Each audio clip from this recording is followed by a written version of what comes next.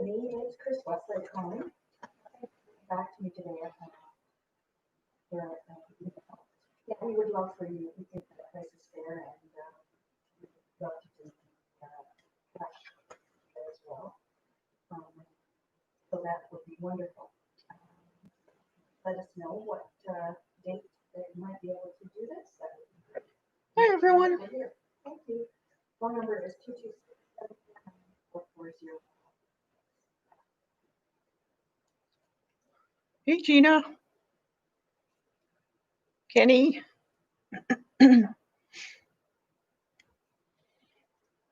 Checking my color. Make sure it's not exactly. This is, you can see a little more pink. This is kind of bleached out, what you're seeing. But it's kind of hard to get the exact color in there. So today we're going to do a little bit of mishmash of art journaling. I'm going to show you how to start a grid for a new drawing that I'm doing. And art journaling, and I'm going to show you my June file folder, art file folder. This is kind of bleached out too. Got to turn my lighting down a bit.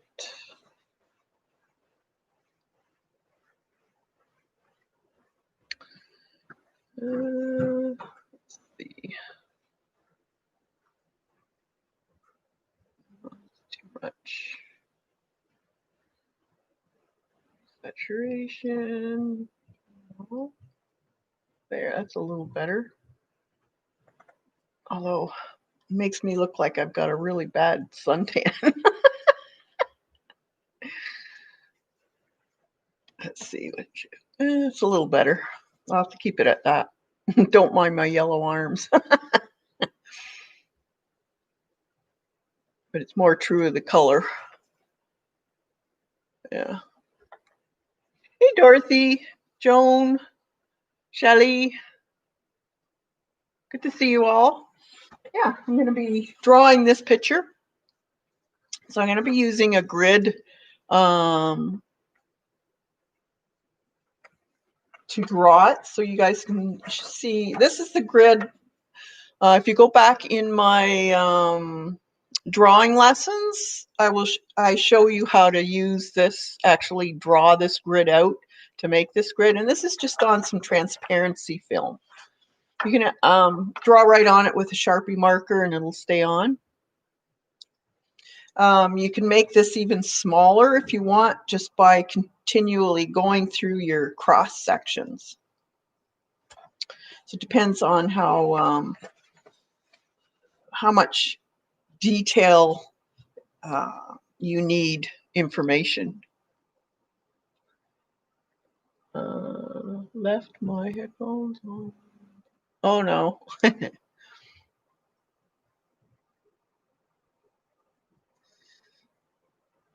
So we'll do that a little bit later.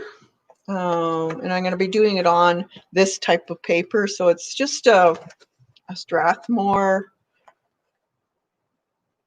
Where is it? Yeah, a tone tan paper. So it's fairly smooth, but it's great for colored pencil and that type of thing. So you can use it for that. I've also used pan pastels on this also.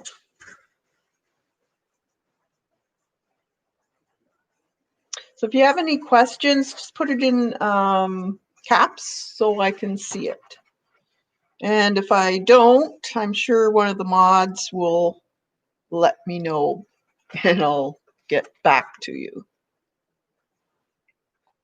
So we'll do that in a bit. I've been working on my June folder. This is the June folder. And if you're new, these folders are done one a month, and you can add as much as you want to them. And what I'm doing is just adding the art that I'm doing by streams to it. So it's a way of keeping track of what I've done that month. You can write notes, like I have a little note section here. So you can add envelopes to it. It's kind of like a giant junk journal, actually. So add whatever you want. I just like the file folder because it's very sturdy, and you don't need to worry about if you're putting in tissue paper on this. It's sturdy enough to give you a kind of like a book. Hey, Jilly. So I like to do a lot of painting on mine, and they are great for doing acrylic painting on because they are so sturdy. They don't warp, and you can do mixed media on them. So if you don't want to put out a lot of money for the mixed media paper, get a bunch of file folders and use them. They're great. You can make a book out of them too. Hey, CB. So these are the last, this was March. So again, it's what I do for the month. So the robins were starting to come around. Because I'm a gardener, I'll always have something to do with nature in it. This was one of the streams that I did this. And it's pastels and colored pencil and paint. And that's just tissue paper put over top. And then this was April. And again, this was a mix of colored pencil. This is an actual part of a magazine image from here to there, kind of like a little piece. And I painted in her hair and her sleeves and added it to this. This is paper. This was actually scrapbook paper, this flower here and this here. And then I painted the tree and the sky and the bushes. So you can mix it up. And then I just painted the fuzzy willows here. This is a little belly band. So if I find I missed putting in some of the like art pieces that are on separate pieces like this here, then I can just add them to this belly band. So there's two ways you could do it. There's like that, and then there's this piece here.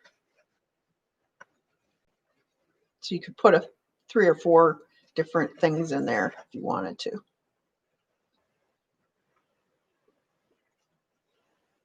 Like so. And then this was just a magazine paper. I just liked it the way it was, so I didn't do anything else with it. And then those were the Fibs houses that we did on stream. And you can find the video in a playlist. And another little oriental watercolor that we tried. And then a little bunny from the Daphne's Diary that you could cut out. And I just did a little bit of journaling on it and just keep it in here. So it's something different. It's eye candy, I guess. And then just a piece of ribbon on the back, scrapbook paper. Use what you have. This is why I started this, was because we all have a ton of scrapbook paper, ribbons, stickers, paint, all that. And I want to use it. And this is what we're using them on. And then this is June. And this was done online too. There's a stream for that. And it's a mixed media with pen and acrylic paint. And then this is a little butterfly that I cut out and glued on. And then this here is actually a scan of one of my jelly prints that I did the last couple weeks in a row. We've been doing the, let's see me find one here. Where did I put them all?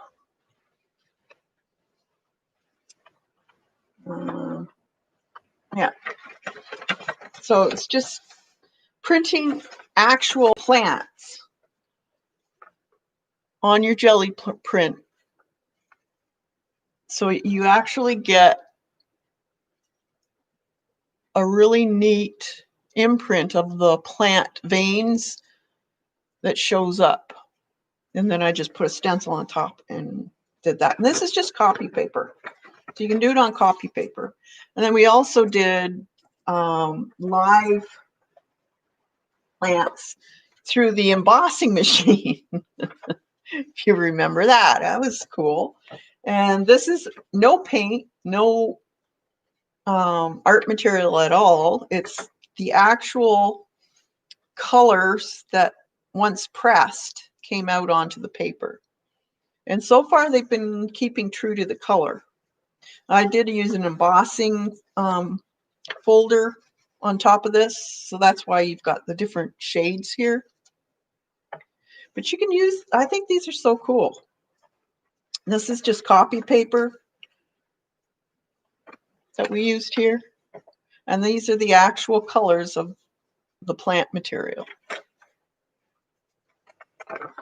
This was done on a piece of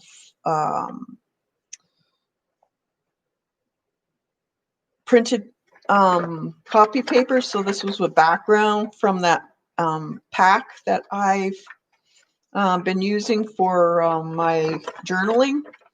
And this was a background piece. And when it got wet because of the plants, this is what happens to it. So I think this is kind of cool. And then that's the back of it. So you never know what you're going to get. Another one. Look how beautiful these leaves came out. The veining. And that's the actual color that came out of the leaf. So I'm going to probably scan some of these and I'll put them up on the members page. So if you want, you can download them and use them in your scrapbooking, junk journaling, whatever you want. If you're new, if you go down and see the join button, you can press on that join button and it'll tell you all the information you need to know. And there's 3 levels. And each level has different videos, different levels of learning. So you can pick either level you want. The higher you go, you're able to watch all the levels below you. And if you're on an iPad or iPhone, you'll need to go through a browser. So you'll be able to see that join button. So you have to go through Chrome or Safari or one of those. You can't use the app. You have to go through the browser.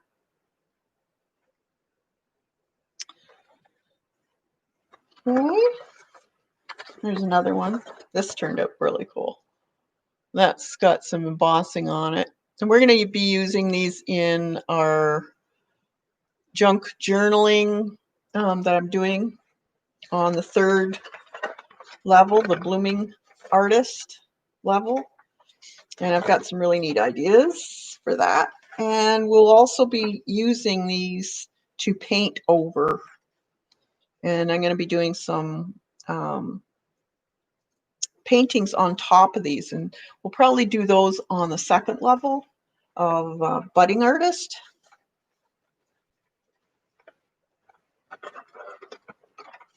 So yeah, this was even the waste paper that I had for excess sap that was coming out, and that even looks cool. Hi, Gail. Hey, Shelly. So yeah, try using this. This is such a neat idea. Look at these clovers, how neat they came out. This was actually a red clover, and it's got such a really neat aqua color to it.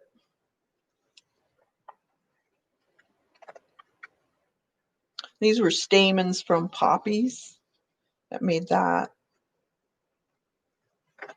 Yeah, so I thought I'd show you that.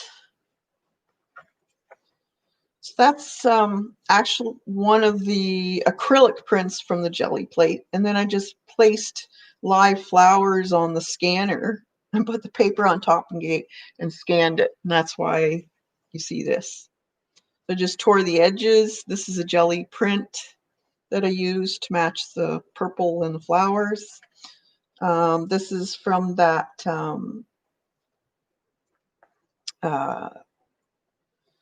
forest pack that you can get.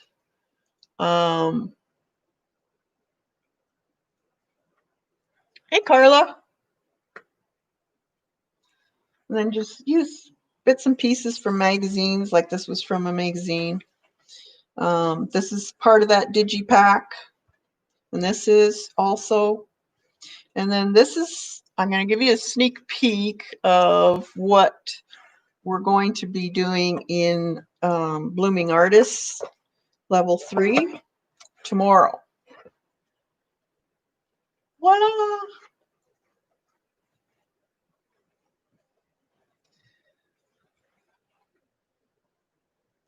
So isn't that cool? And each page you can write in ink in here. So you can, it's kind of hidden. So you can either put special words, or you could write about your day or your week, that type of thing. That's why I liked it. And I actually saw this on MoMA website, and there was one of their cards, and their cards were fairly expensive, $30 for a card, so I wasn't going to pay that. So I figured it out myself. And I thought it was a neat idea to put in a journal. So this is what we're going to be doing tomorrow at 1. So all you blooming artists, this is what we're doing. And I gave you a list of supplies you'll need for this and some downloadables.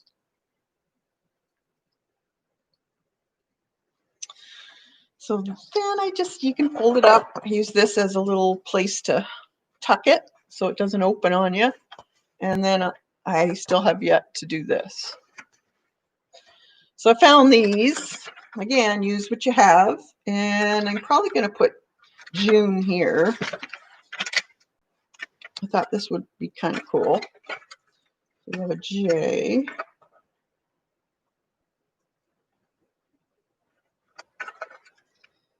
A U. May as well use them.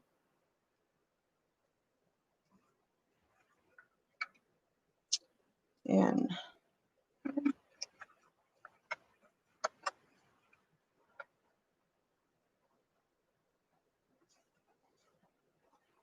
an E.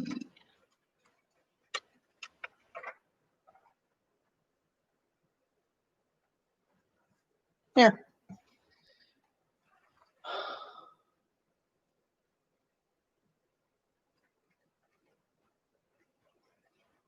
So it's already fluffy, so it's not going to be too bad.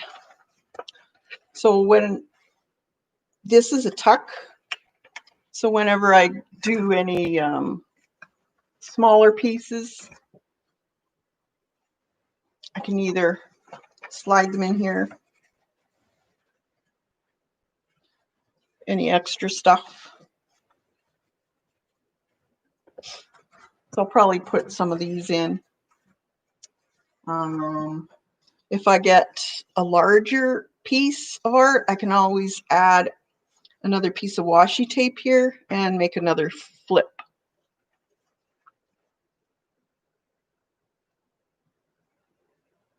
Oh, do you, Joan? Awesome. It was really fun to make. I loved doing it. It was fun. I like 3D type stuff like that. I think it's really neat. So that's my June folder so far.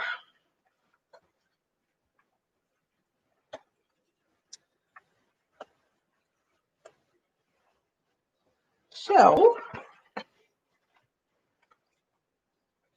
that down. Now we have the book.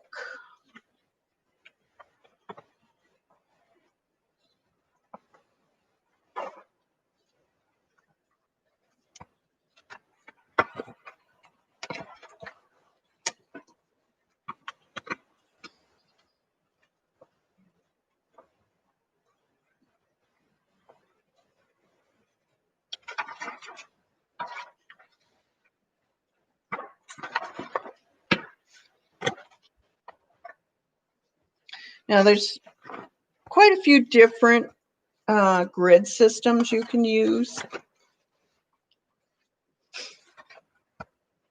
So there's this one here. You can make it smaller if you find that you're you need more information in certain areas. Because a lot of times, especially doing portraits, you really need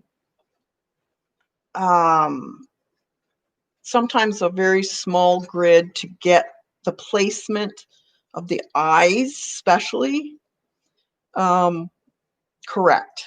So if you have a large grid, sometimes you can go off, and it does make a big difference in their personality, what makes them them. Now you can use this one, and then there's this bigger one here.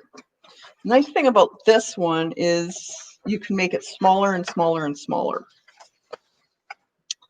So by putting where the intersections here, you can start putting lines through those intersections again and make it even smaller triangles to give you more information on where to place things.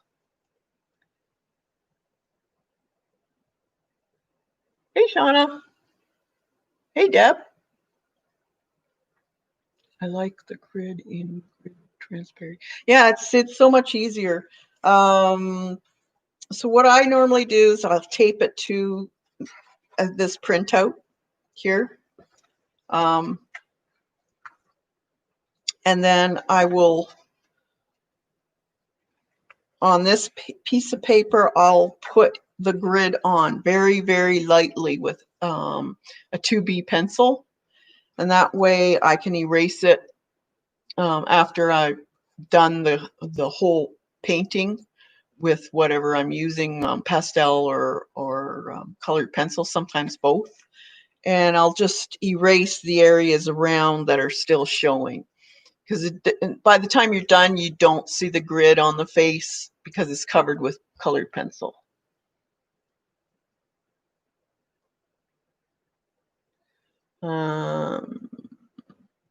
I've never used a diagonal grid. Interesting. Yeah, it's I've actually got a full video on it, CB, in the drawing lessons. And the nice thing about this grid system is that you can put your paper that you're using as the reference. Say you were using a very large sheet of paper and you want it to be bigger, you can actually, from this grid, make your grid larger on the other paper using this grid. And it's just by using a long ruler and the corner, you start with the corner of your grid. You'll have to go on, look it up in my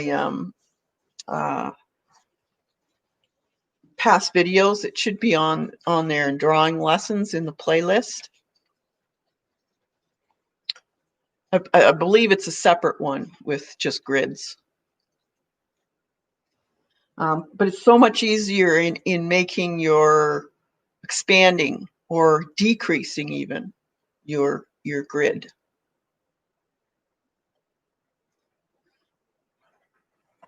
And it's very easy to draw instead of, you know, carefully lining up all your edges. This is just diagonals. So from one end of your sheet to the other end, that's how you start. Yeah, look it up to find out how to do it. But so what you want to do is you get some washi tape or Scotch tape and just make sure that it's not going to move, because you don't want, once you start this, you don't want it moving because it'll mess up your whole drawing. Actually, oh, that was dumb. Two of them.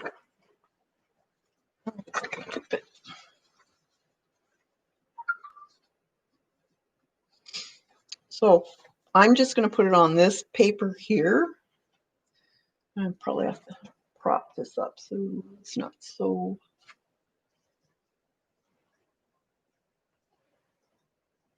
glaring. Oh, I gotta move over. My camera's all wonky. Sorry, guys.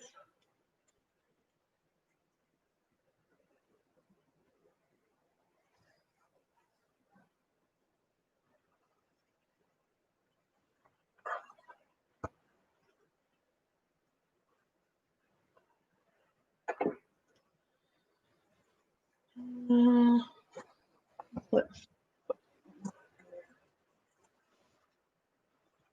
there. That's better for you. So what we want to do, you can draw a grid from here to here. Get my big ruler.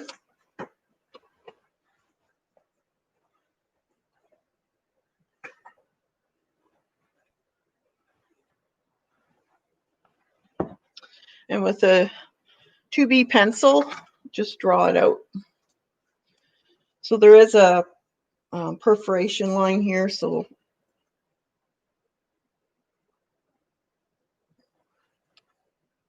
let's see.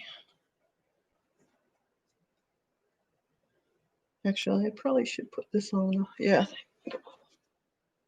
put this on a board.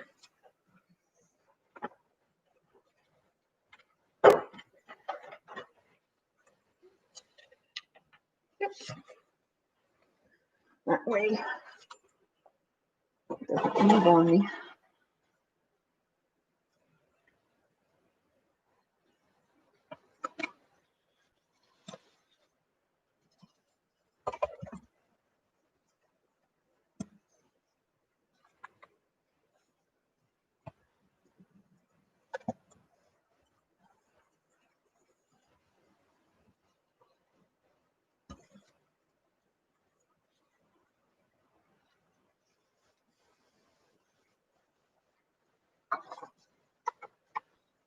Not really perforated that well.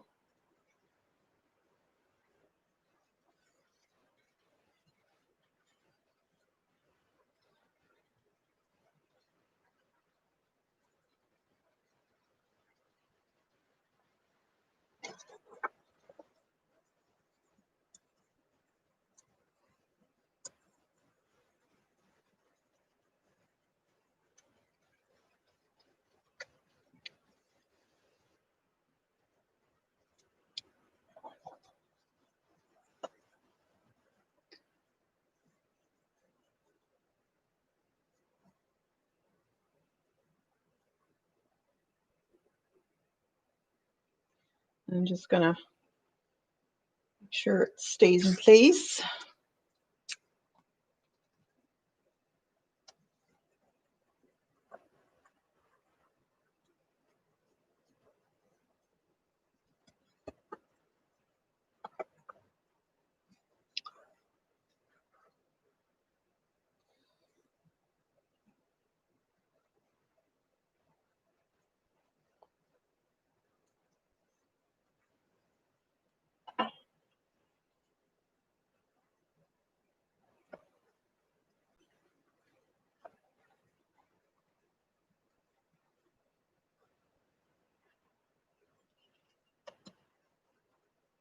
So corner to corner.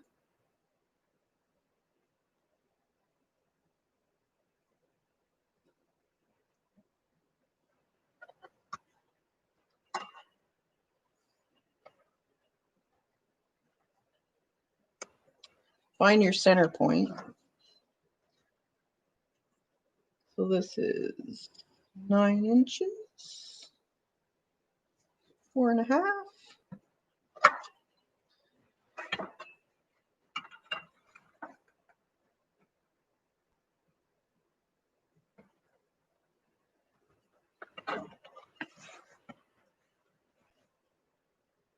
Twelve inches, so 6.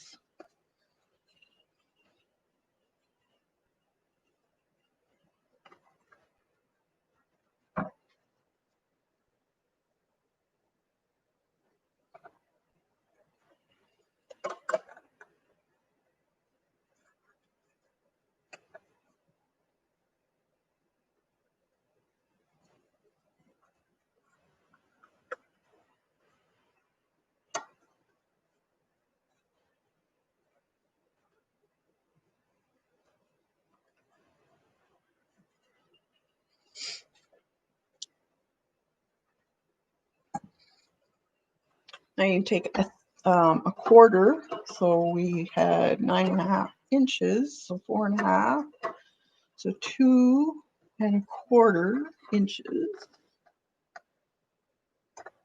will be half.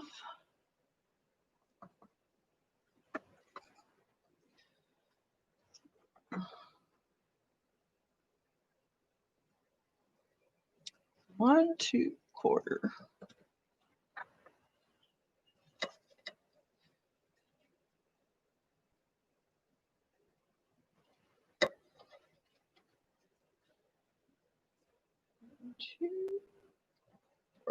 And then you draw lines down.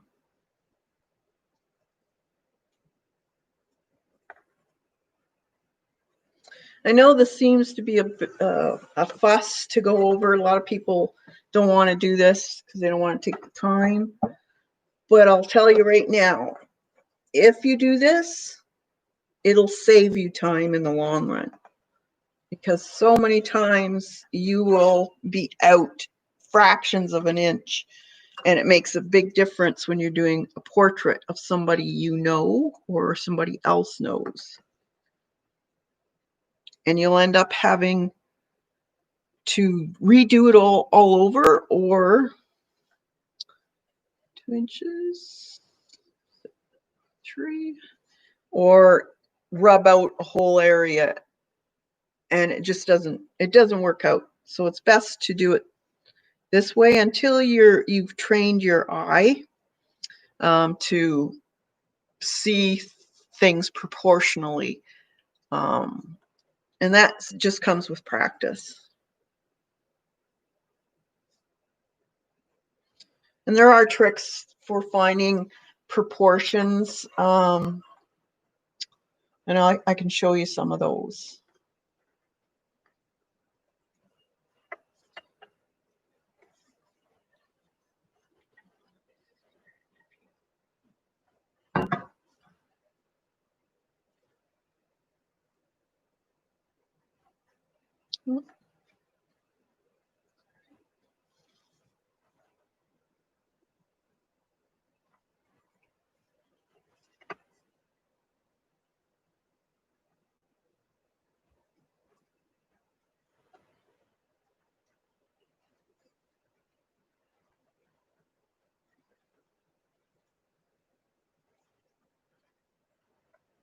Here.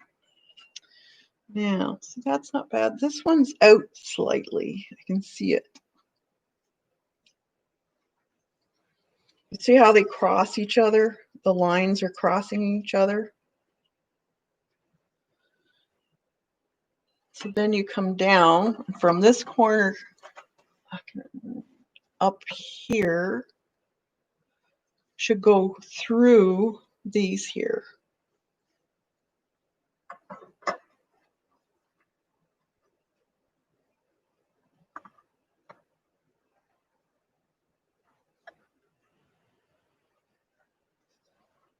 So that way you can line things up.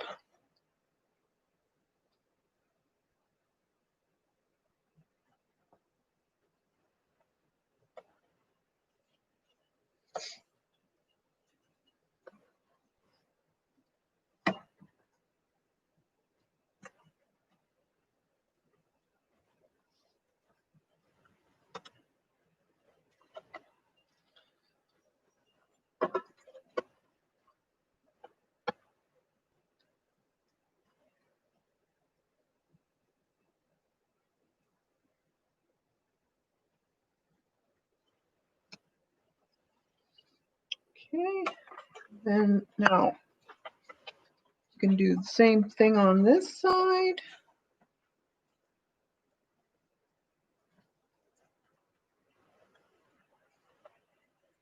This side.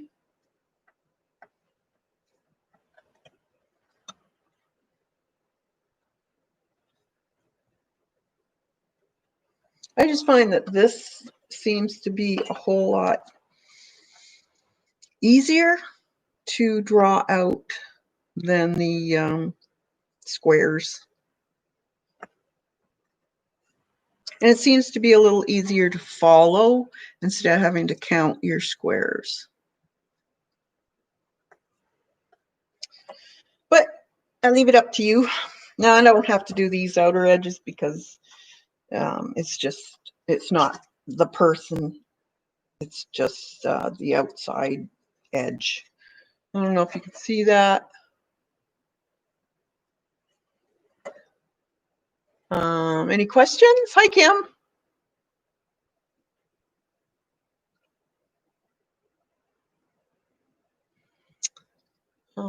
Kathy made her own. Yeah, this is just acetate, the stuff you would print on, printable acetate. You could print one out too if you can find the program for it. I just use the Sharpie marker.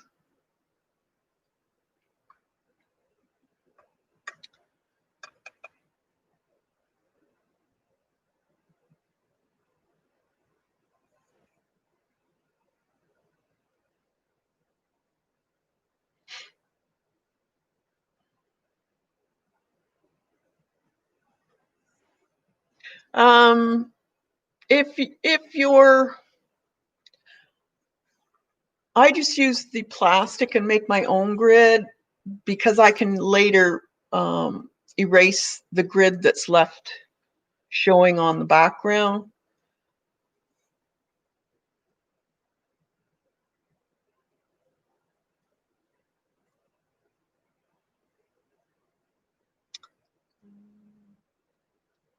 Just reading here.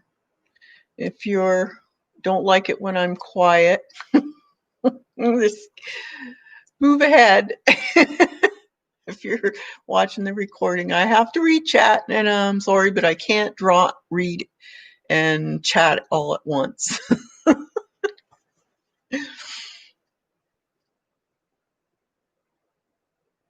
Yeah, Sharpie marker is all you need.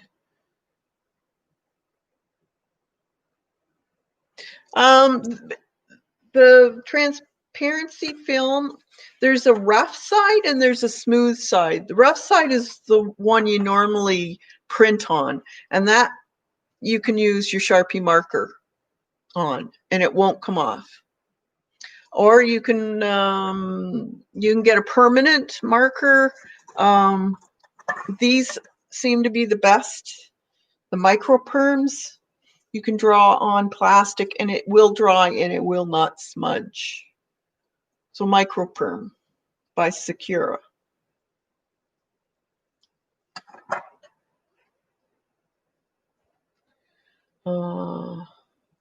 They're also interjected.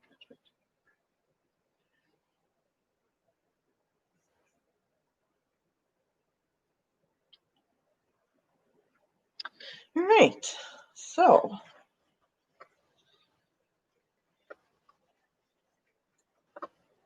now when you're drawing too, it's best to put it, both pieces, your reference and your drawing, on the same angle. If you have one standing straight up, like your reference, a lot of people do that. You'll find that it's skewed. You're seeing it different, and then when you draw, if this was flat, it wouldn't look the same once you put it up. It'll be off, but you won't notice it until you stand it up. Let's see, try to get that so you guys can see.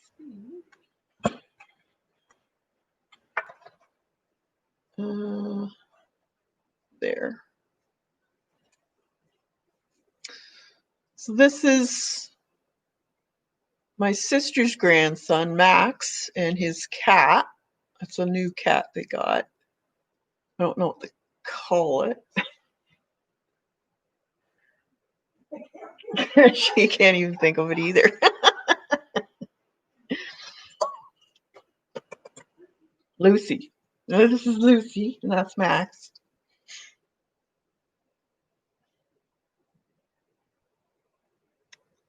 So, I don't have necessarily one way of starting a portrait. Sometimes I'll do the eyes first. Sometimes I'll draw different, the cheeks or the side of the head. There's no real wrong way of starting. It's wherever you think you start. I usually look for the center of the face, though. So here's the center of this grid. Now this would be the center line. So it would be here is where his head will be. And his chin, where the paw of the cat would be about here. And then his paw comes to about midway. So I usually just put some tick marks, just showing the areas of where everything is. So there's the center point again, the center point. So you look down, it's about there, comes over to about here. His body comes down. See this line here? I'm looking at this part. So this is the good thing about graphs. You only look at the area that you're going to be drawing in. And that tricks your mind in just looking at it as a shape, not as that's the cat's belly or leg or whatever. And that's what you want to do, because your mind can tell you, oh, I know what a cat looks like. I'm going to draw it this way. And it helps you draw what you see, not what you think you see. If that makes any sense to you guys. So it comes through here. Just see a little bit of his paw there.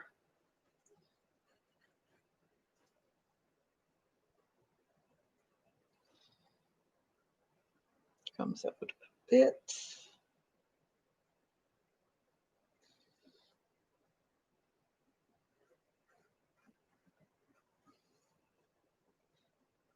Up and down.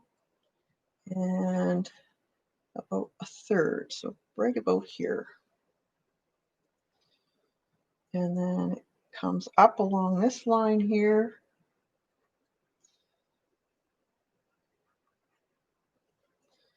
And then his nose is, see, I've drawn other lines in this, so there'd be a line coming up through here.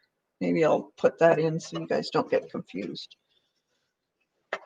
So just turn this over.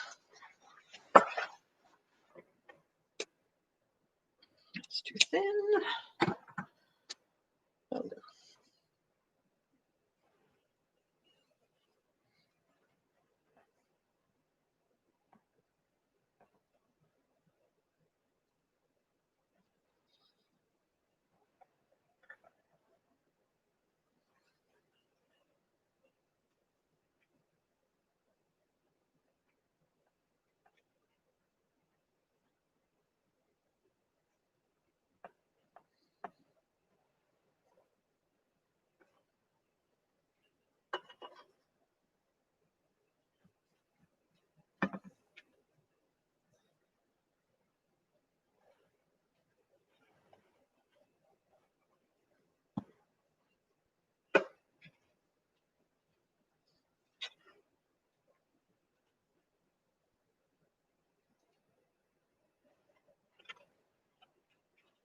Okay.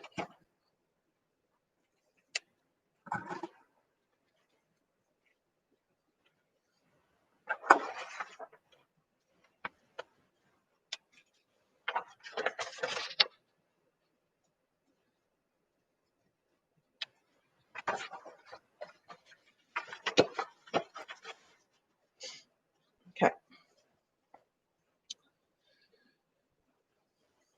Let's see that. It's not there.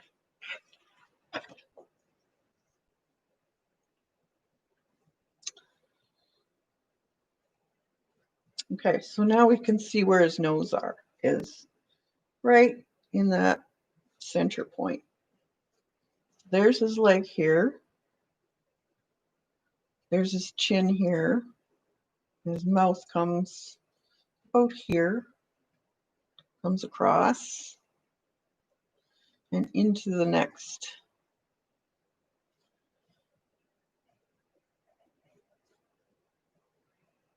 And his little chin, his mouth is actually right there.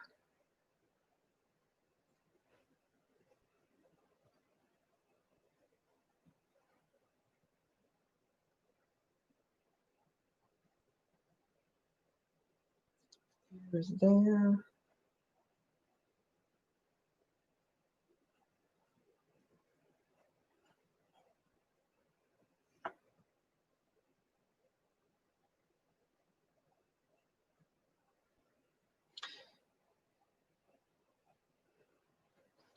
Oh.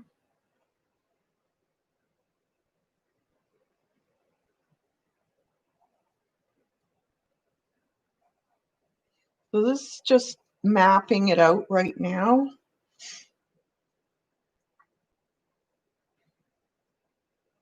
So when you're looking, you're always looking at something beside it where it is parallel to. So this eye here, the corner of the eye, looks like it's about the same level as the nostril here. Probably about there. So you kind of use the other pieces of whatever's around it to reference how big, what angle it's on, that type of thing.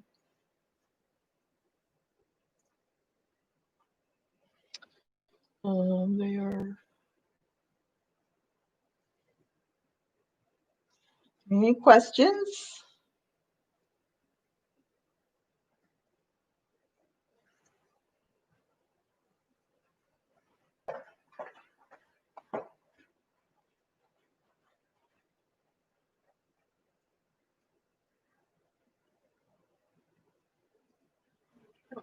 Shows up. What? There you are. Good, there's 22 people watching, but that's what I've got. Picture of somebody putting a toothbrush in somebody's ear. Is that a Advertisement. Oh yeah, you had advertisement. How do I get rid of that? You have to watch it. Oh, for Pete's sake. Sorry, everybody.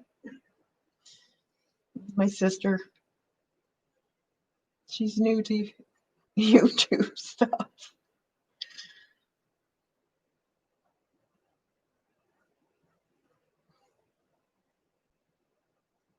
She saw an advertisement and didn't think she should.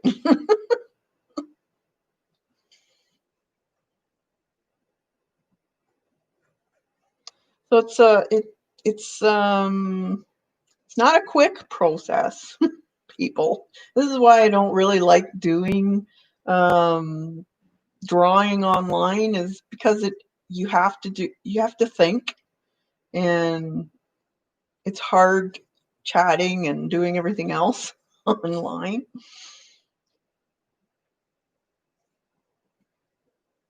Okay, I think this is too big. Carol says hi.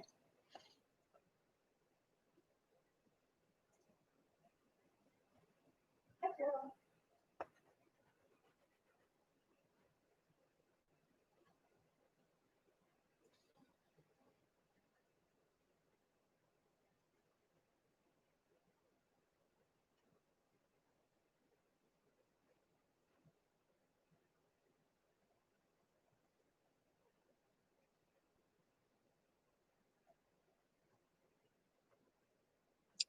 Okay, so I got where the face is as far as the cat.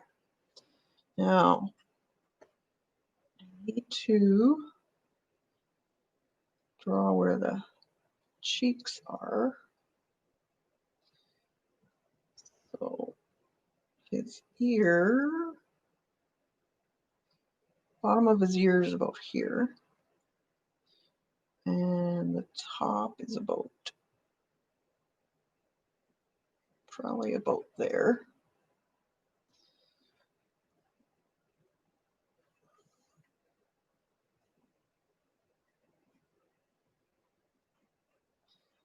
We'll draw the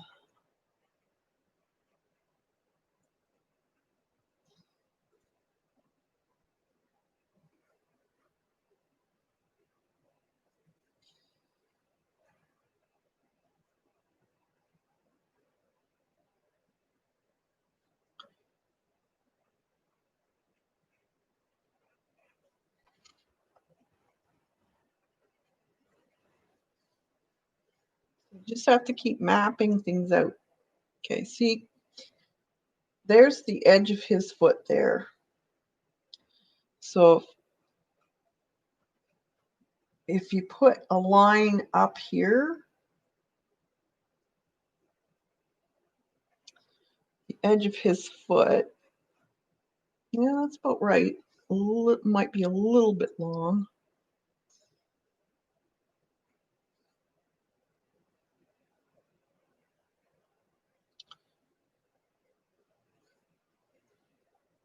So this needs to be out a little bit more. It's a back and forth thing.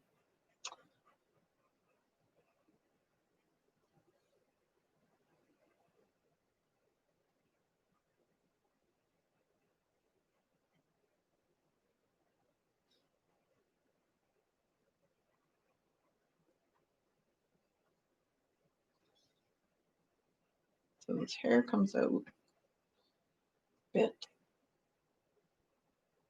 to there. Up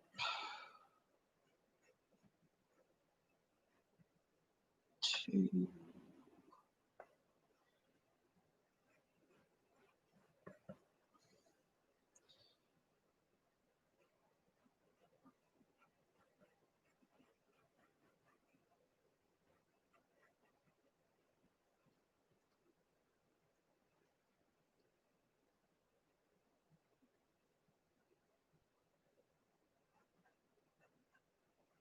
I'm just drawing where his hairline is to give me some reference.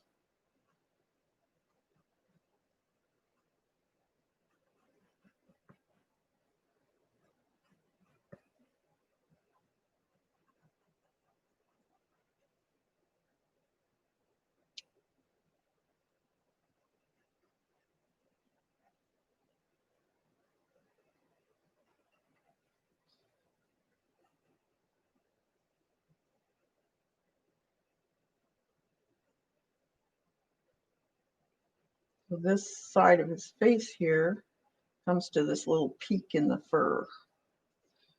So it's about there. It's on a bit of an angle.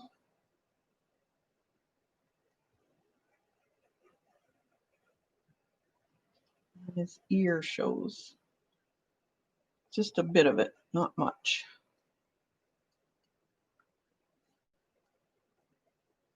And it's kind of hard to see the way the hair is laying. The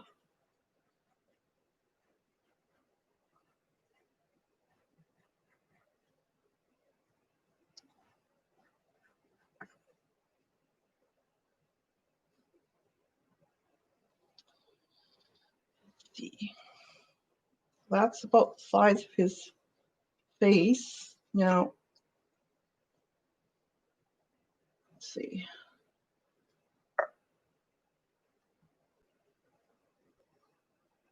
Yep. So you can measure with your pencil too. Yep. So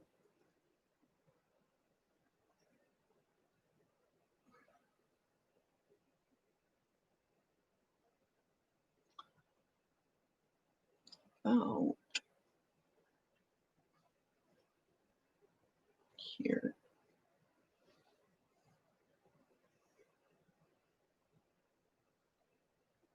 Just past the center.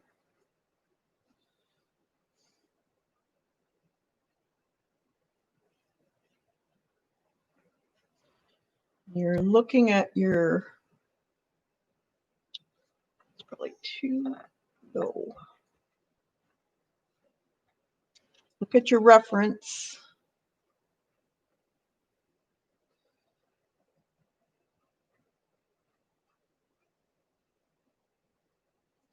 Now, eyes can be done in different ways. You can use this grid, or you can actually, instead of just drawing this line here, the fold of his eye, you can actually put in the shape of the eyeball first, and then you just tweak it as you go. So it's a little bit rounder up here. And you gotta keep in mind when you're drawing eyes that it's a ball in the eye. So you think that it wouldn't be straight where it's something is going around an object.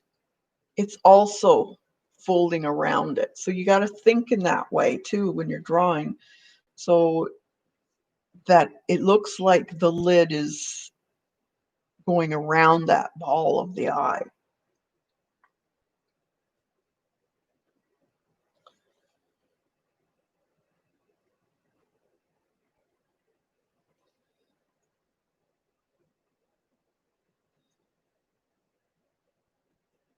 And it'll help you with understanding what you're drawing a lot.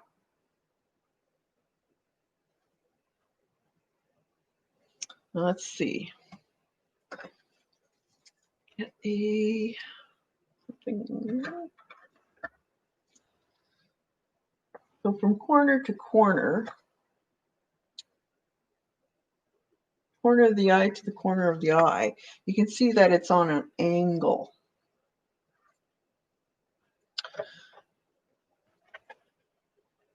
Now see, I don't have enough angle, so it should be more like that.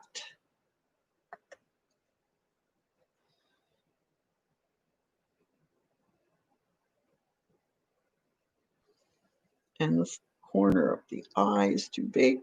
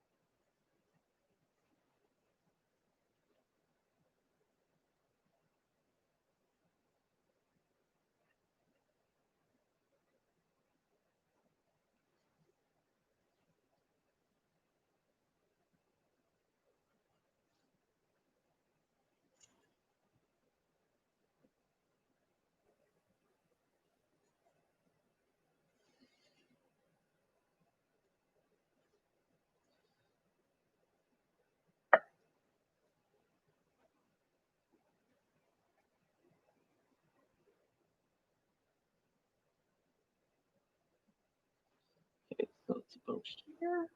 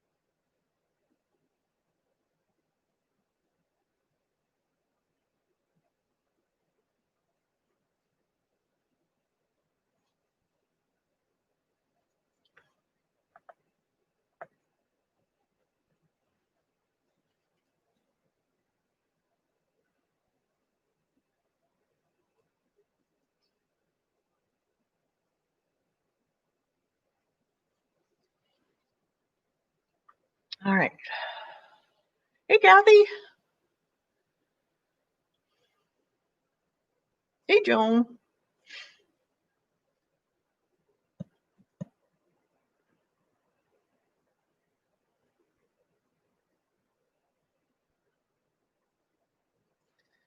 All right. So see how long it takes. I don't know if you guys are bored. Let me know, and we'll go on to something else. But this is the most important. I can't stress that enough. If you don't get your main sketch done properly, nothing will work out after. It won't look like that person. So this is the most important step.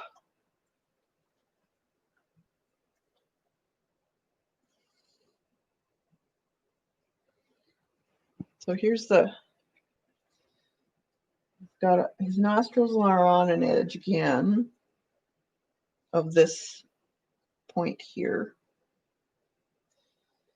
Now, I made it too small. This has to go again. See this? This is the center point. And I got it wrong. It should be over more. Yeah.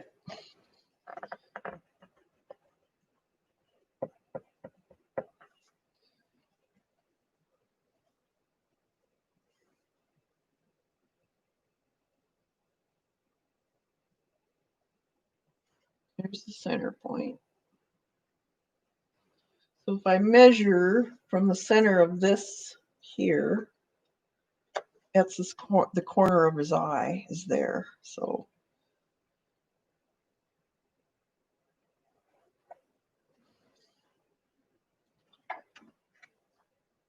it's all, you have to take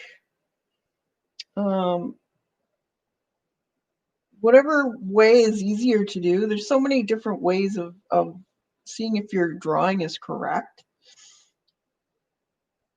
And it's all about how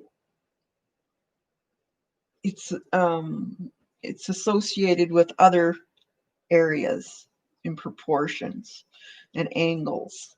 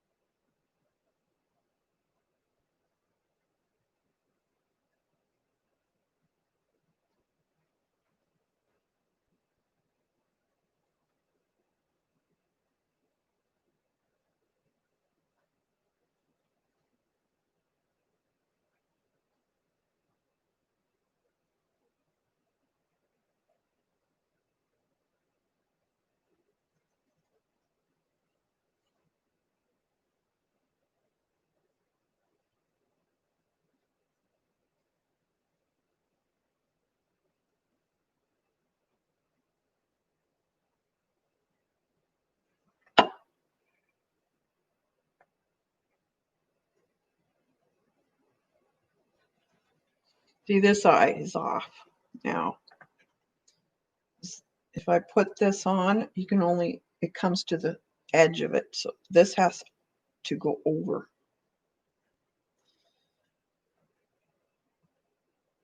Not much, but a little.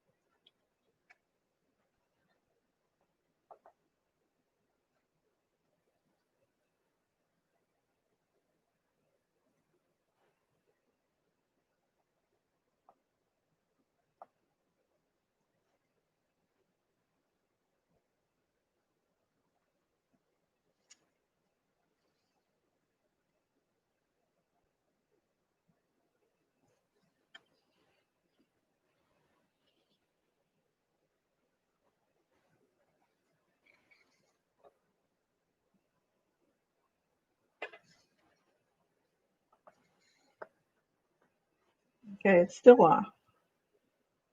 See how if I put my card across here, from the corner of this eye, it goes through the corner, inside corner, and then the inside corner.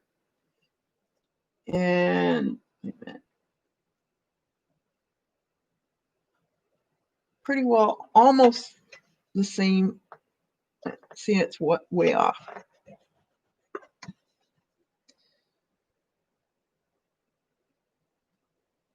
So something is off here. This is why it takes so long to get.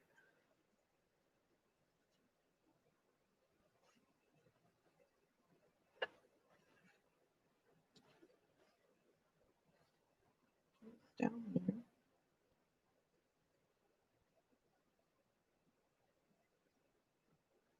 Goes up there.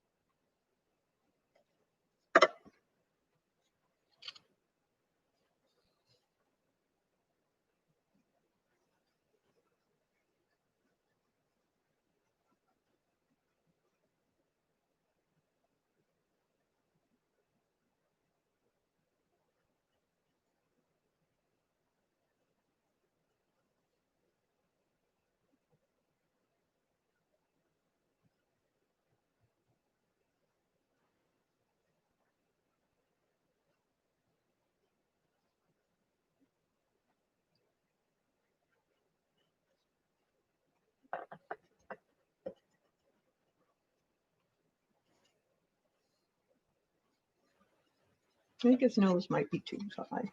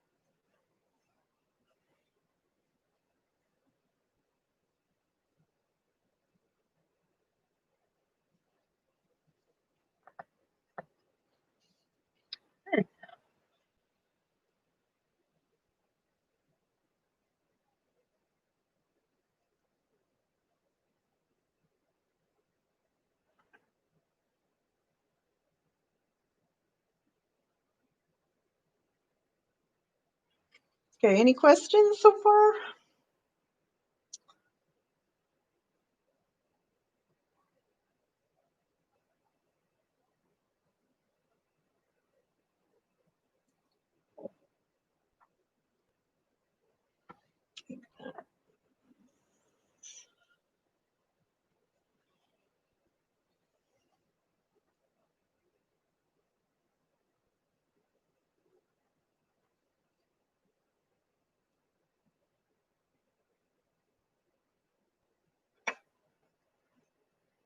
Okay, his smile starts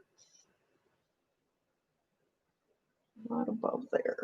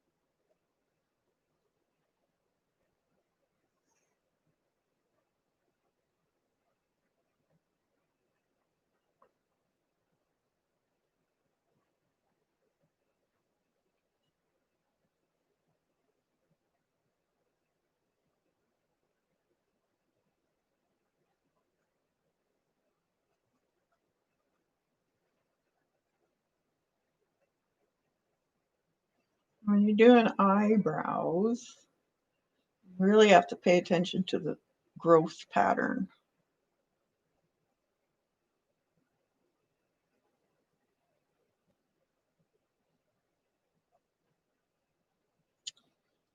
I'm not putting them completely in yet, but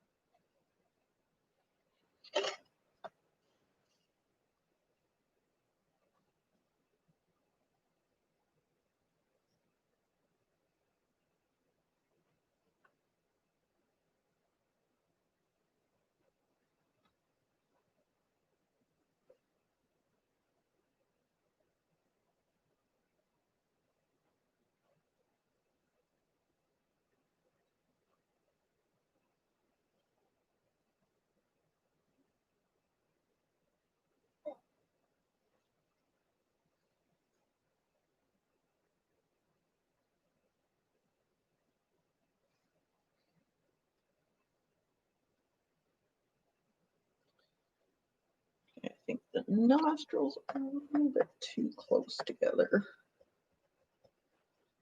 The right height.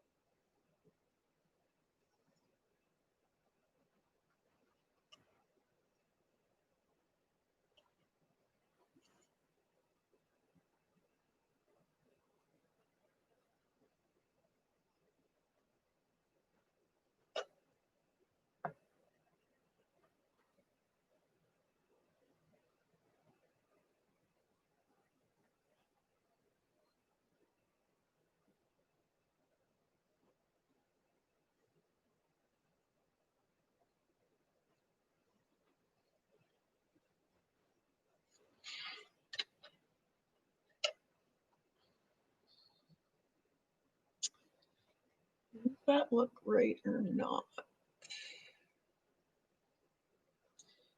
This is too wide.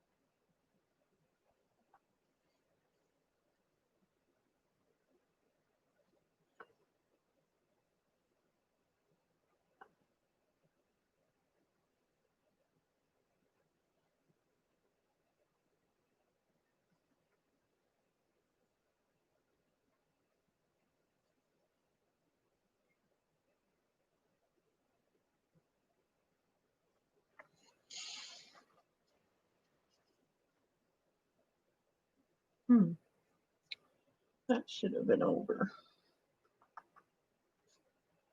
here.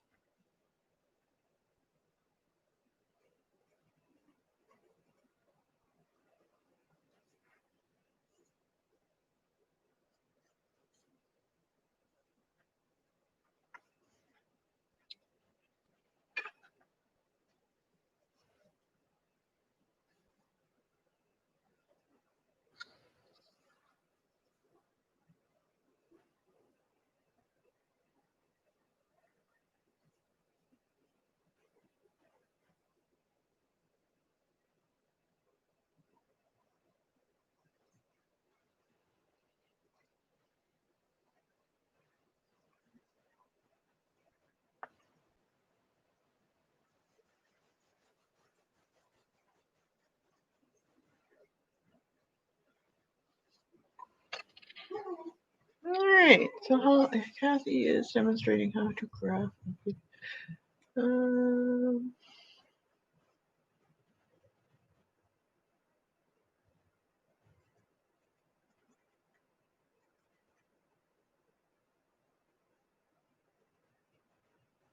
No, thanks, Deb.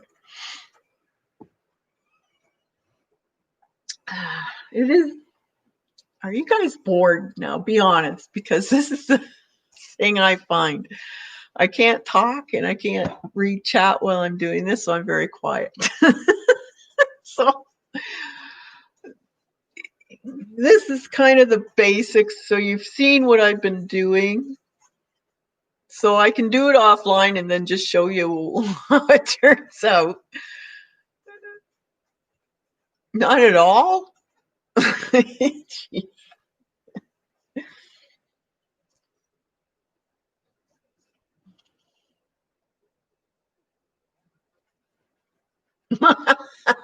Debbie. Yeah. Well, you feel the same way that it's boring? Because it must be boring for you guys. I'm not bored. It helps me as a beginner. Really? You know, if you being beginners, for me to know how to help you, tell me what you want me to say. Do you want me to say every move that I'm making, why I'm making it, or what I'm seeing or thinking? Kathy, why not trace it? You could trace it. I just like to practice. Now, I will tell you, there are a lot of artists that do trace because they want to get to the pencil crayon part of it.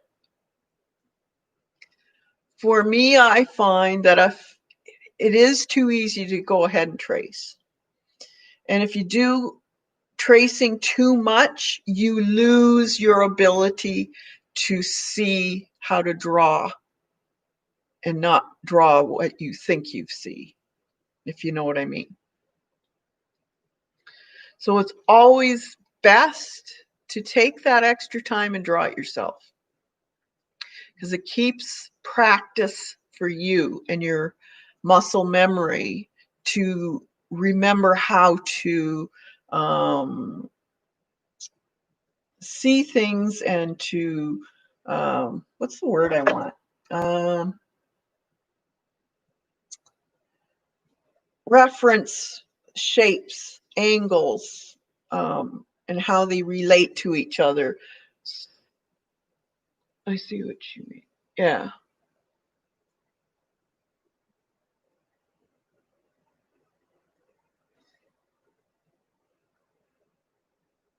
Yeah, you're always going to find errors in your drawing, and that's why it's best to draw it.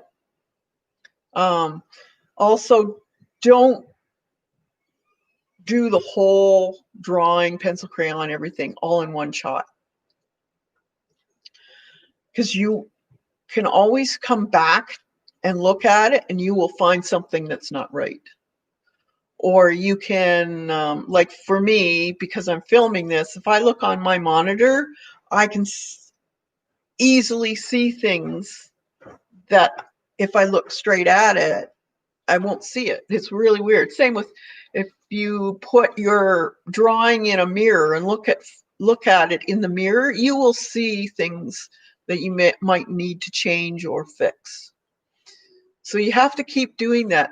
Don't do it all in one shot, because there will be a mistake, and then the next day when you come to do the painting over top, you're going to see mistakes, and some of the mistakes may be huge and you may have to start completely over.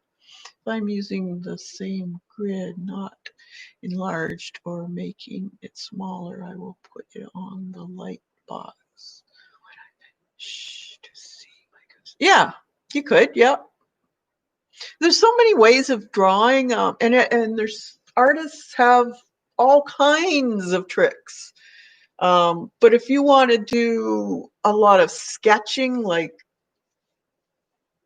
gesture drawing and that type of thing, then you have to learn how to draw. You have to teach your eye how to see things properly and how they relate to each other. Because if you do all drawing by tracing, you won't learn that. So it's teaching your eye to see like an artist when you do it this way.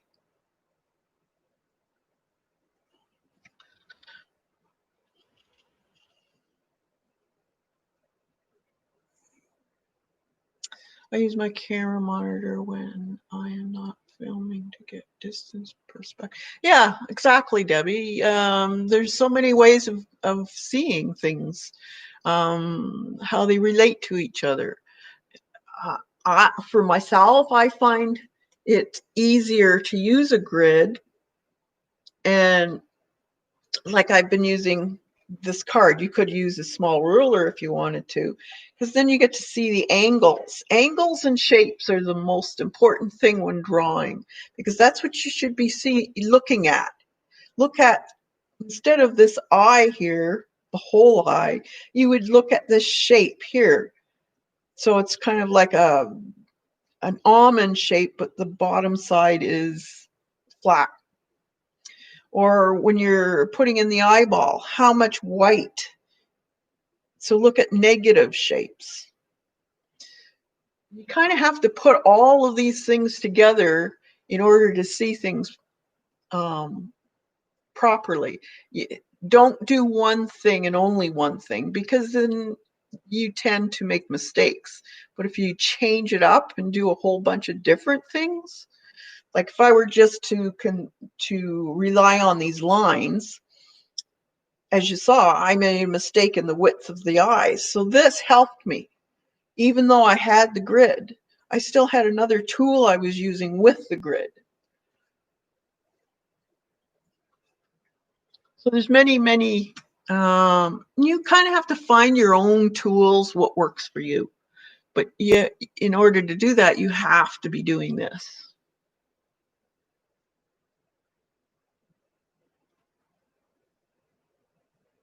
And this helps you also with knowing anatomy of the face or the body, because you're studying every angle, every rise and concave of whatever you're drawing.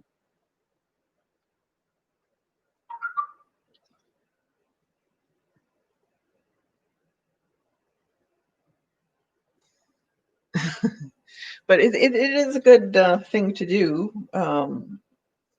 Now, I wouldn't, for beginners, I wouldn't be doing a complex drawing. Do something with a lot of shadow in it to start. Don't do this type of thing. There's too many complex things like the cat in relation to the face, and there's not a whole lot of contrast in this, so it's going to be a little tricky as far as doing the shading and the coloring. But if you do something very contrast, then it's easier to pick out your shadows and highlights. Do a face on would be my suggestion. When you get comfortable with the nose and the lips, then you can go on to like a 3/4 or a side view.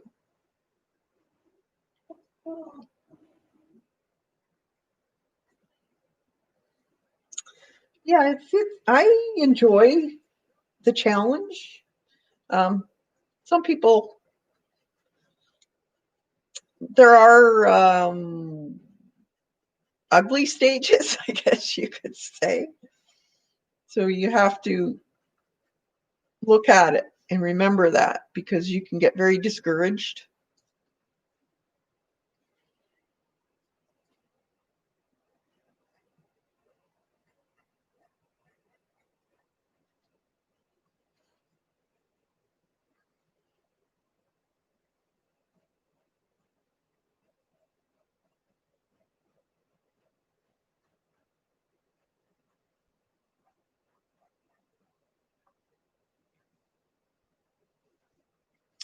Also, hands can be kind of tricky. So I would probably do something without hands in it myself.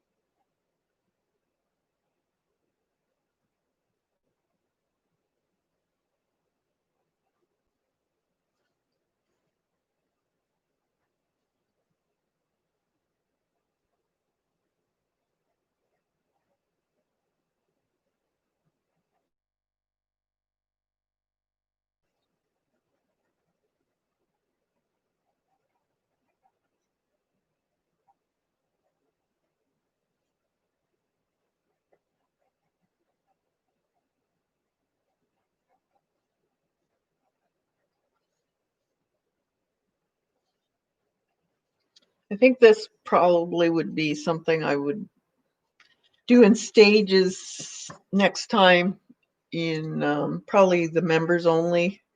'Cause I don't, I can tell it's not very popular here.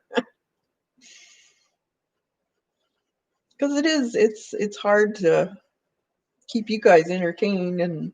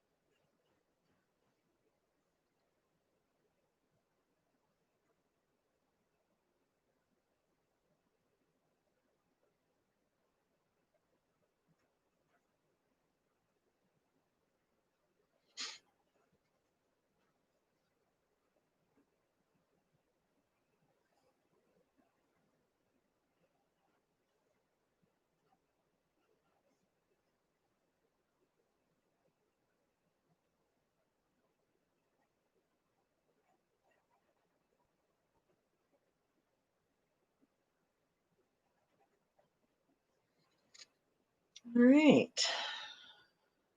More shadow here.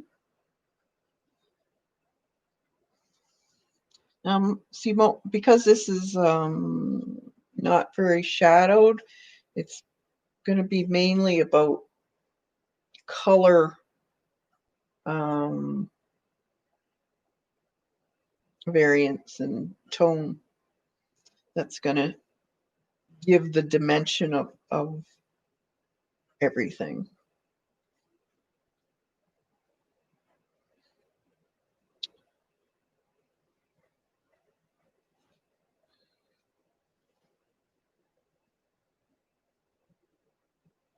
Okay, now I have to see what his eyes are like.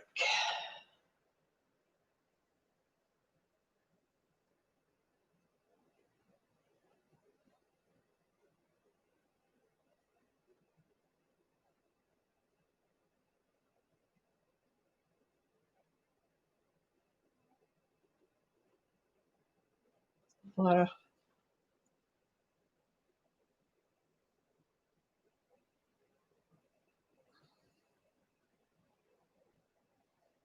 different highlights in his eyes.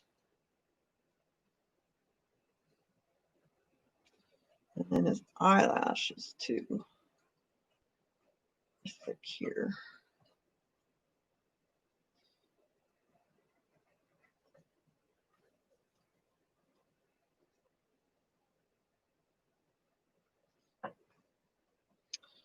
All right.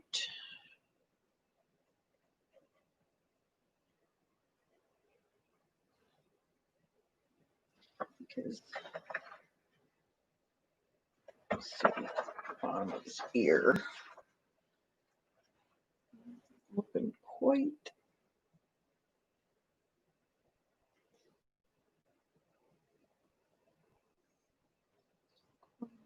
mouth.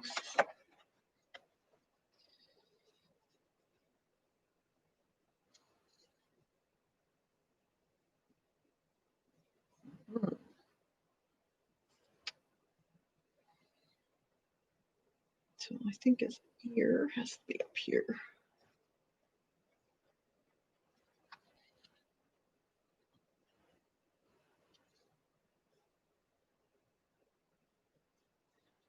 I think his corner of his mouth should be down.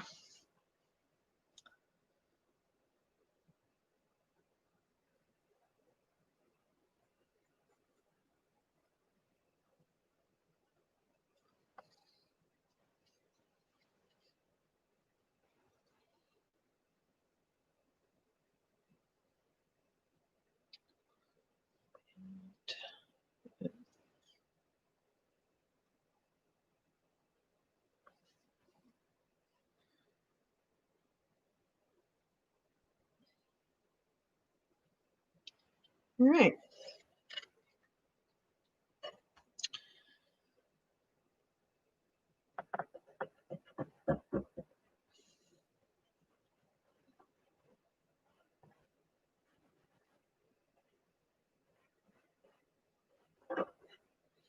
Just rubbing off the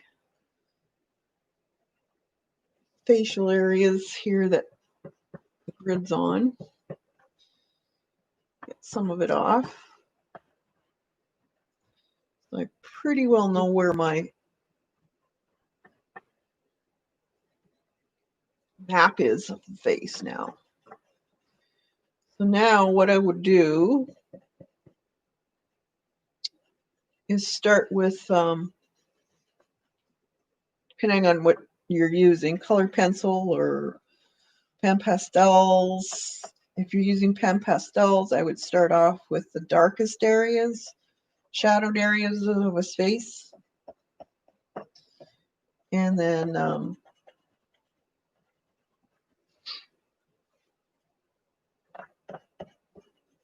colored pencil, you can start with, I like to start with the highlights just so I can map it in.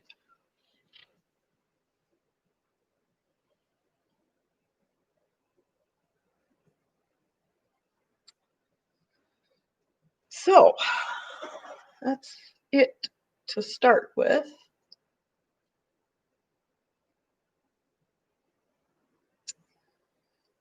So it's not bad. I may tweak it here and there, but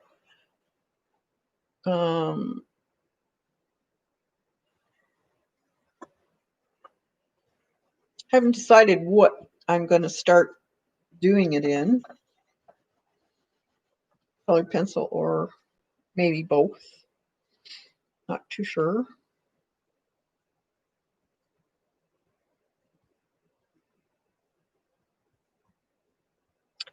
I might do probably the pan pastels first, just for a little bit of an outline or an area that I know is going to be dark.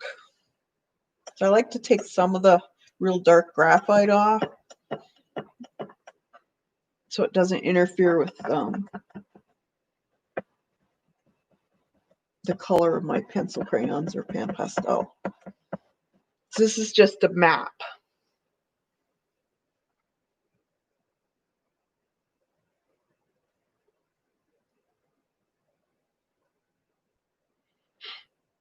So what time is it? 2:51.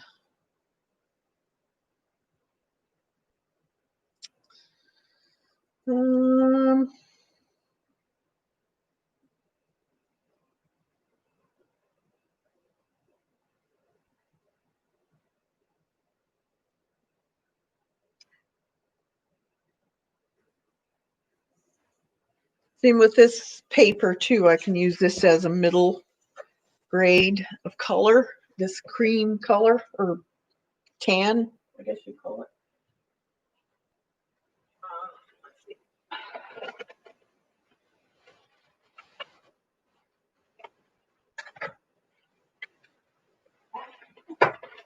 What?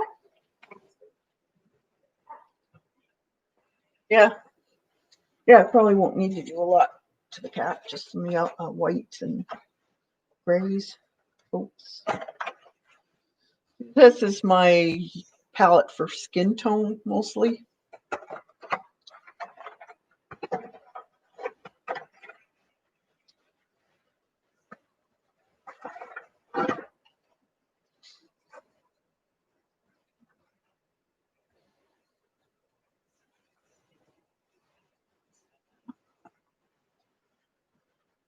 I guess I can use that.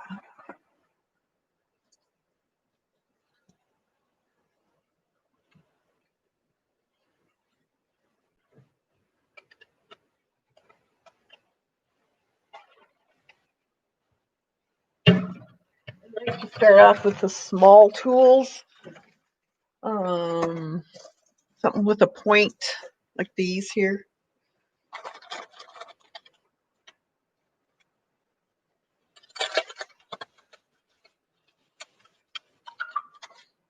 So you can just put them on the ends.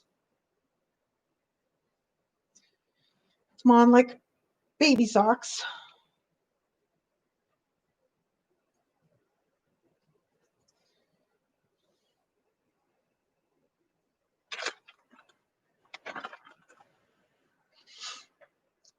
So I'm looking at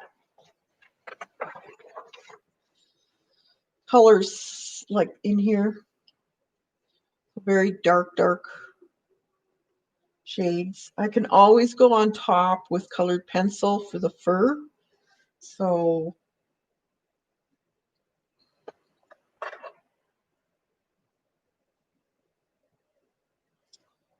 let's see.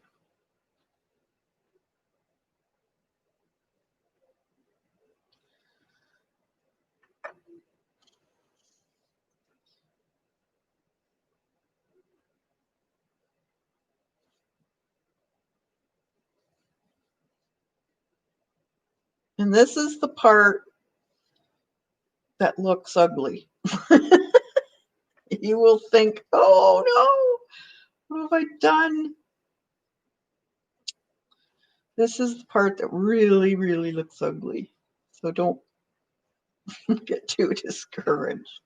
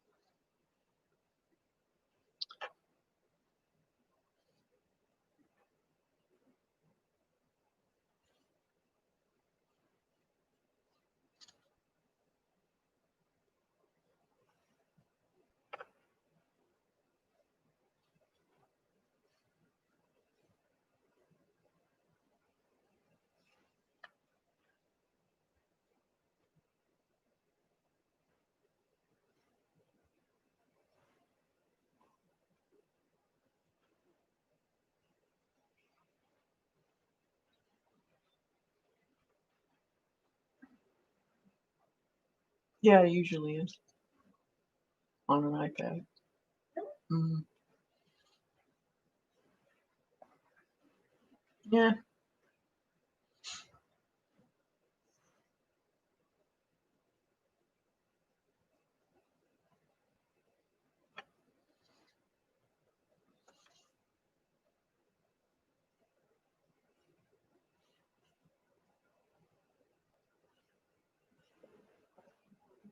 What?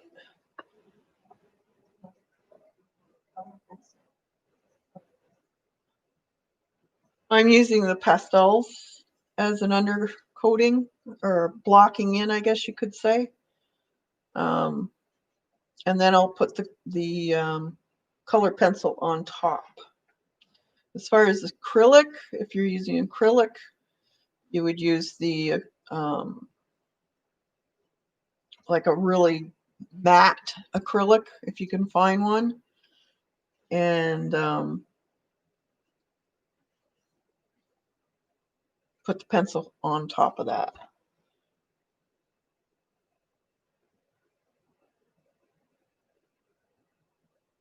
So I always put pastel first. You can mix the two, but the only thing is with the wax in the pencil, if you ever want to change it to a lighter color, you can't.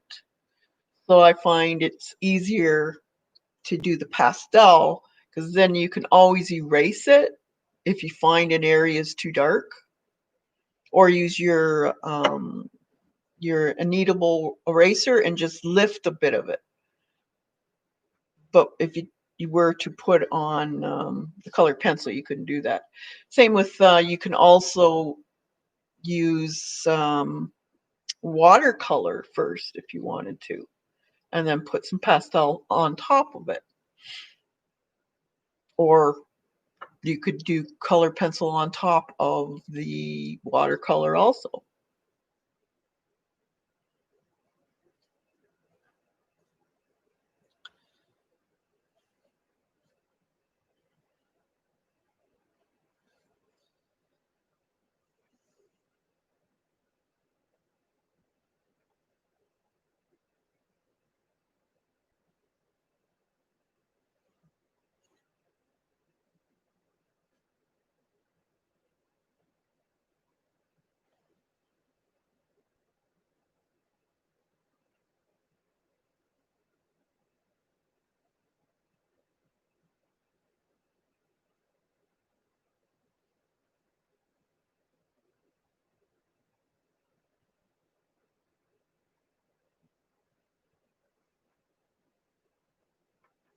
You don't need much on your these applicators. It's almost like paint. This is a very, very slick paper, but the Pan Pastels, because of the pigment load that's in it, it's amazing that you don't have to use a whole lot. That's why I like using it.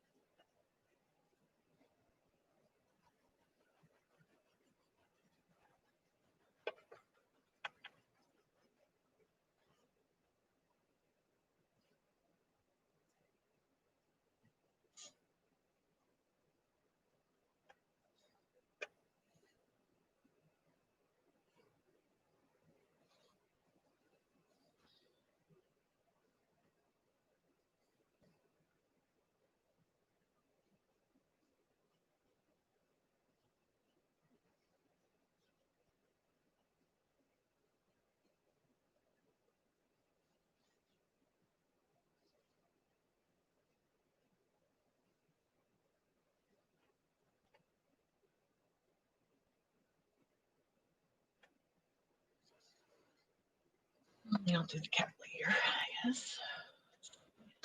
And you just wipe. I had one down here. I don't know where I put it.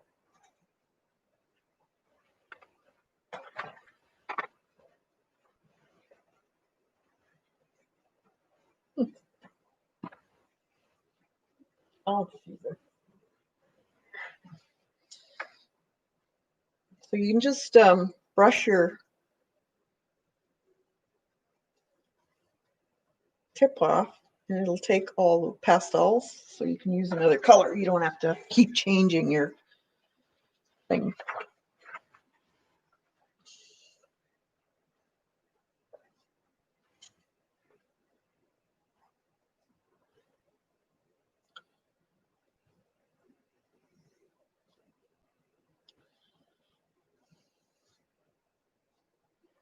So I'm going to use a little of this color to the cheeks.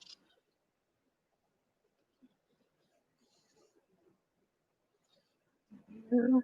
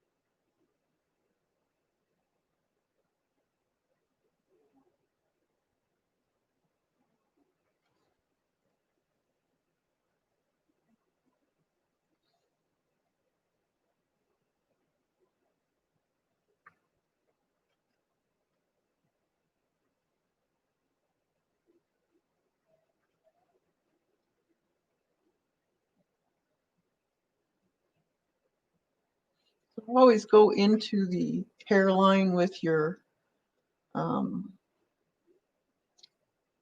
skin tone color, you can always go back over top of it with some colored pencil. Just gives it a little more realistic look as far as the hairline. It doesn't look right when you just all of a sudden stop the color and then all of a sudden you got an abrupt color of hair.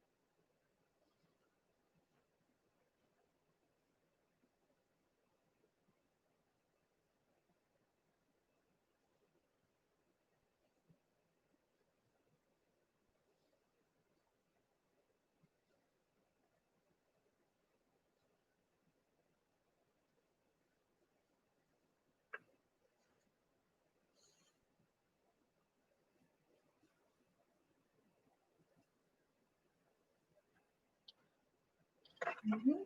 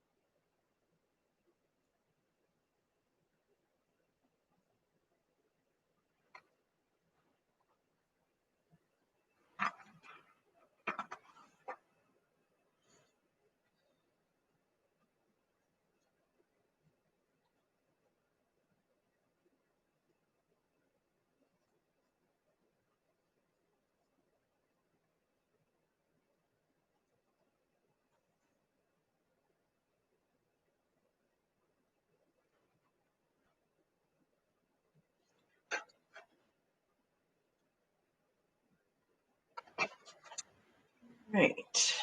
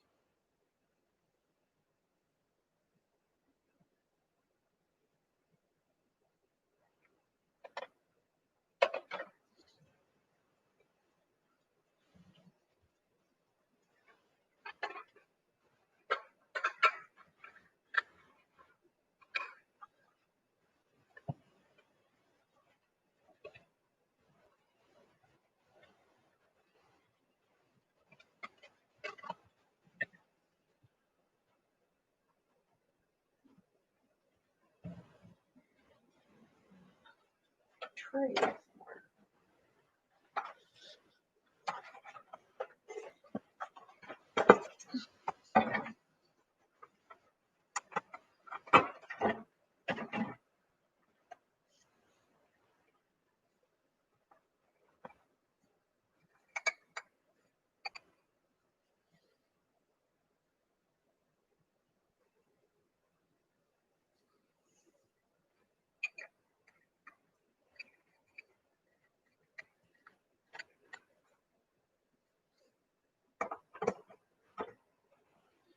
Do the rest with, see, maybe I'll do this shirt.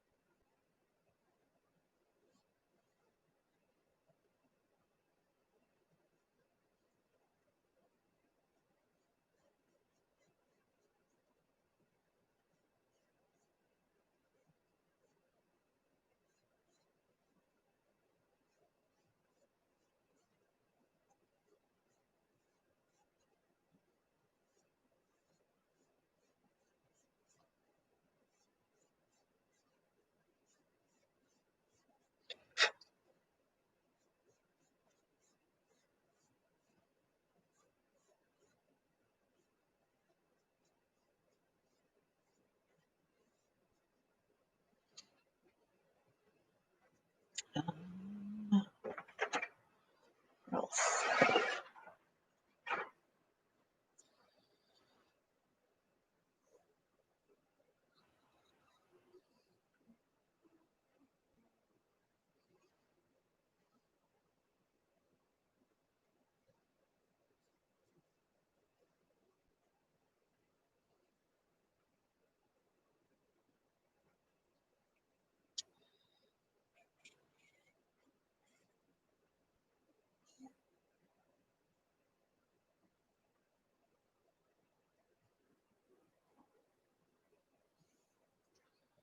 All right.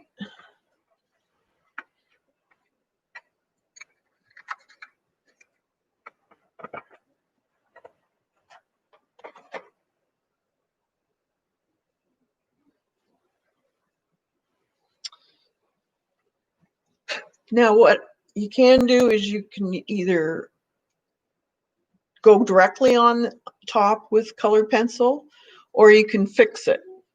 And if you fix it, you just have to remember you cannot erase any of this pan pastel. So what I like to do is normally get a piece of deli wrap and put it wherever I'm putting my hand. That way I'm not smudging any of the pan pastel, because you never know if you want to erase something that might be too dark, or you find that there's something not quite right and you want to fix it somehow.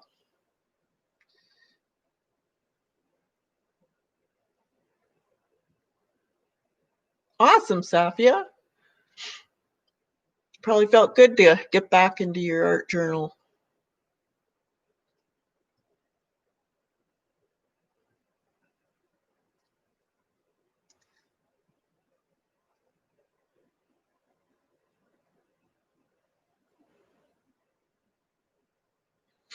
All right, so then I will take my colored pencils, and I use all colored pencils. Like, I don't stick to one brand. What I look for in colored pencils is the colors, the color ranges, because there's some, like Faber-Castell has really nice reds and pinks, I find. Whereas Luminance has more kind of brownish colors. brownish mauve and peachy brown and that type of thing, which you can't find anywhere else. So I get the colors I need, or sometimes I'll get the full set because you never know what you're going to get. But you'll find you'll gravitate to certain colors when you're doing portraits, depending on the, you know, the skin tone colors that you're using. So I have a mix of Prisma, I have Luminance, Pablo, and Faber-Castell. Probably those are my most used ones.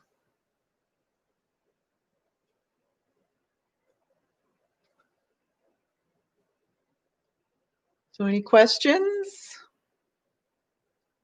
So I think this is as far as I'm going to go for right now. I may just do this online and then put it as a video, not on, like, not stream it, so you can watch me finish it if you want.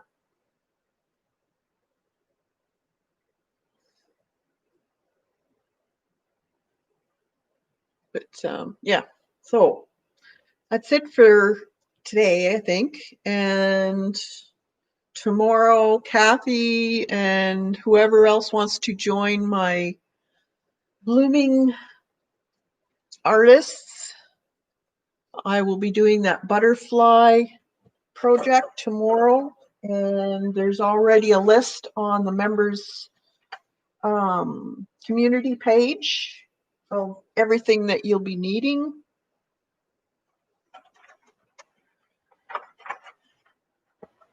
Do that again. So you'll be wanting to do this tomorrow, and it'll be up if you decide later to join. The video will be there for you to watch. So that's what we'll be doing tomorrow. 1 o'clock Eastern. That's for the blooming artists.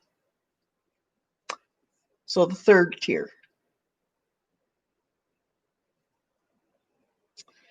All right, so that's it for today.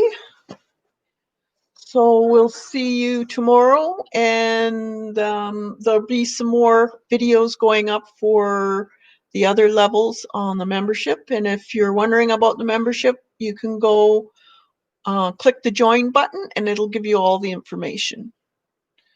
So hope you guys have a great day and a great evening, and we'll see you somewhere on the, the net. So take care, everybody, and stay creative. Bye for now.